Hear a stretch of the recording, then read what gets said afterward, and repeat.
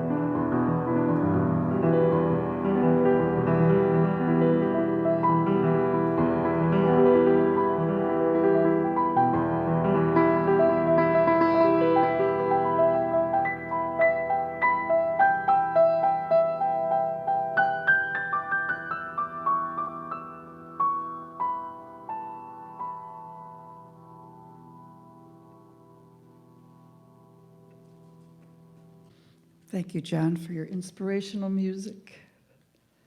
Now I'd like to invite James Yaks to come up and introduce our speaker.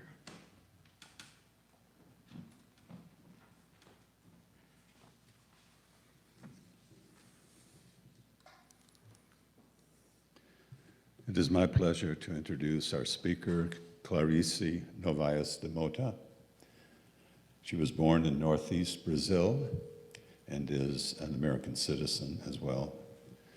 She got her doctoral degree in anthropology and for many years worked as a social anthropologist and program evaluator.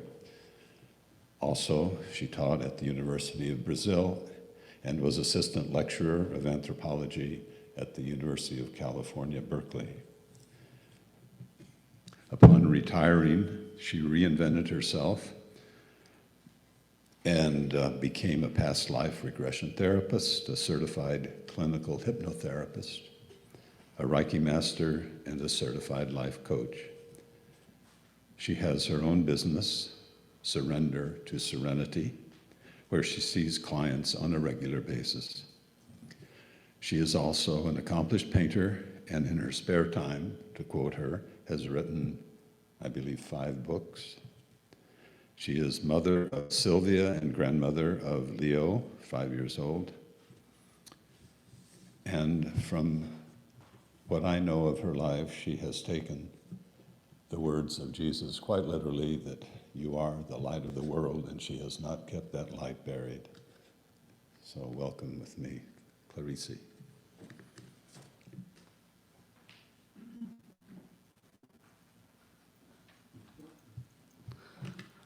Hi, hello, good morning. It is my great privilege and joy to be here with you this morning, this beautiful morning, sunshine day, in beautiful Virginia Beach. And yet I have to remember, and I'm trying to speak about it, these are very trying times. As you know, we have lived in a kind of different world, or at least we see it differently, where we have a pandemic and we have to wear masks and we have to, have social distance, so we are not surrounded by our friends, hopefully by our family, but not by our friends. And, so there's several messages going on, and some people are really very upset about having to wear masks, about having to have social distance. It is being hard on a lot of people. And, but we are trying, to feel better about this moment and ourselves. But we know that a whole lot has to be done, and we have to really face squarely in the face our moment now. What is it that we should do? And we have to start thinking about ourselves. My questions today, and this has been in my mind for ever since this whole pandemic situation started. Why are we here in this world, in this time? Why have we come to Earth? Why have our spirits decided to come to Earth at this time? And therefore, what can we do? What can we do as people here on Earth? What do we believe we can do? And most of all, who are we? Who do we believe we really are? And I want to start answering or trying to answer this question with a story that I heard from one of my gurus. And it's about this 4-year-old boy, Johnny. His mother had just given birth to a baby, and he said to his parents that he wanted to hold the baby in his arms and talk to him by himself without the parents being around. And the parents were kind of, distressed about it. After all, he's a little boy. He may let the baby fall off. And they were reluctant, and he insisted, no, I want to be with my brother by myself. Go away. So the mother, realized, okay, we have a baby camera, so we can see what's going on in there outside. So let's go outside. So the parents stayed outside. And what they saw in the camera was really amazing to them. Johnny picked up the baby in his arm, looked at him and said, "Please tell me how God is, because I'm forgetting now. I'm forgetting how God is." And that is amazing because, yes, we do forget who God is, little by little through our lives in this body on earth, and we need to keep reminding ourselves. And also with the remembrance of who God is comes the renewed knowledge, not only who we are, but why we are here on earth at this time. We are not just observers, stand by and by public. We are not just observers, we are much more than that. So yes, who are we? We are perhaps in the stage of learning to be true to ourselves and our purpose in this world, particularly at this time. What can we do? And most importantly, what do we believe we can do? And as a hypnotherapist, I get many clients who come to me and they are depressed, they don't know their purpose in life, they don't know what they are supposed to do, they have not found themselves, or they have dreams of what they want to do but are afraid of pursuing their dreams. And it's true, we live in a society that is driven by the idea of success. And what is success in this society? Is having a lot of money, is traveling a lot throughout the world, being famous, and being good look also helps. And most of all, having some form of notoriety, good or bad. We want to be seen, we want to be talked about, we want to be sought after. And if we are nothing like that, then we feel we are a failure, a nobody. But nobody is nobody, actually. Anybody is somebody, actually. But to come to meet ourselves in those worlds so filled with conflicts and losses and fears, we must look for some important gifts sent to us by our Creator, by God. God gave us 4 main kinds of gifts or wealths. And I want to talk briefly about each one of them. The first one is the gift and the wealth of peace. We need to have peace in our hearts or serenity of mind. Peace is primordial because it bestows us with the gifts that follow. One of them is the gift of discipline, and somebody is calling. Well, the gift of discipline, which may sound, strange, especially I'm not a very disciplined person, actually.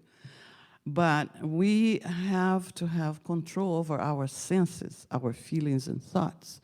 And many times we feel bad, we think bad things, we think of tragedies, we feel surrounded by, all that we see as possible disease in the world right now. And we have thoughts that come along and bring a lack of peace in our hearts. And the first thing that I want to say about that is that we should not always believe in what we think. When a thought is damaging to our state of peace, let us ask right away, is this true? Is it true that we are not loved?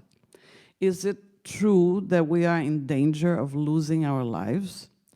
Is it true that there is no purpose for my being alive on this earth at this time? Is it true that there is nothing I can do? That I am useless? Is it true that I can do nothing to improve not only my life, but the life of others on this earth where I came to live? And finally, is it true that there is no God? Well, the third gift is the gift of forbearance or tolerance. And that is the opposite of losing control. So instead of saying, oh, I'm losing control, we need to have the ability to be tolerant for the self, for ourselves and others in trouble because of intolerance, of lack of forbearance. But most important of all is the gift of faith. Because without faith, my friends, we cannot move. It is impossible not to believe in anything, and to begin with, you must have faith in a creator and in yourself as a creature, because in the absence of faith, life has no meaning. Faith is in our beliefs. Faith is wealth, because it brings confidence, carries you forward. Faith brings contentment and joy, giving you the ability to enjoy life in its fullness, and brings you finally to an unshakable state of peace. You learn through faith to accept the state of impermanence of all things, and that everything changes all the time, no matter what you do or don't do. But faith just carries you on. So all these gifts, all this wealth allow you to honor creation. You can honor the body you have in this world as well as your eternal soul. You know you are a spiritual being living an experience of being in a physical body. You honor any part of your body as a gift, but you honor your soul as an ocean of infinite beauty that is indestructible. And there is no death. When you think that way, there is no death. You go on.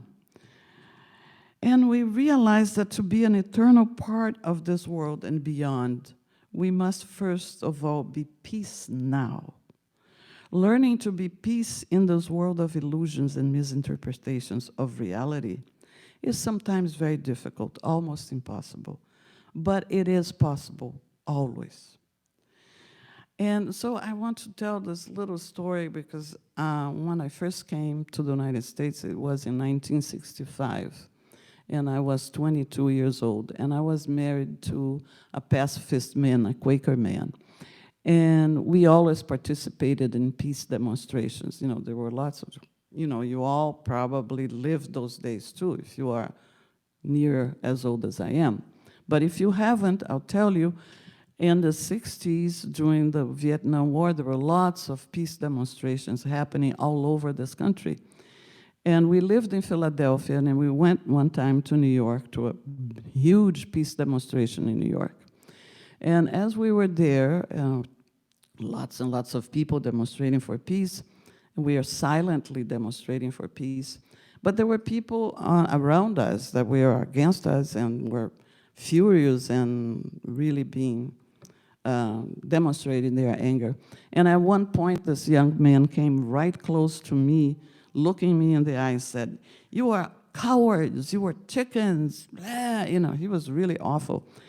And I, you know, in those days had a really bad temper, so I raised my fist and I was going to punch him. And my husband held my hand and he said, "No, be peace now." And I stopped, and it was great because, yes, you know, I was flooded by this feeling. Yes, you know, I'm demonstrating for peace. I have to be peace now. So I looked at the guy, smiled, and I said, "Thank you, go away now." And he did. He was amazed, you know, I didn't punch him in the eye or anything. So, and that's very important. And I go back to the idea of this little boy asking who God is, how God is right now. And that's the question that we all have to make all the time. How is God now? And then we look inside, we look inward, because we are God now. We are God on earth. We have immense power. We have infinite power. We have the power of changing ourselves. We have the power of changing the world. We have the power of being God right now. And this is when we need to go beyond our reasoning minds, you know, because our minds sometimes really distract us, you know, with all this news and all these riots and people getting very angry and all that. And we need to go back into our heart of hearts. We need to remember who we really are. We need to transcend logic and reasoning and understanding, because sometimes we forget we are the children of a higher God. We are light indeed, we are indestructible. And I know, and we should know, that we are loved all the time. And I have also a little story to end this conversation here with you. And it's another little story, real story of my life. When I was 7 years old, and I misbehaved, of course, as any child, my mother used to put me in detention, you know, in a corner and say, you have to be quiet for a while in silence. So one time I told her, after a while, I said to her, hey, Mom, I just found out what I should do now. I should sing a song I just learned at Sunday school at church.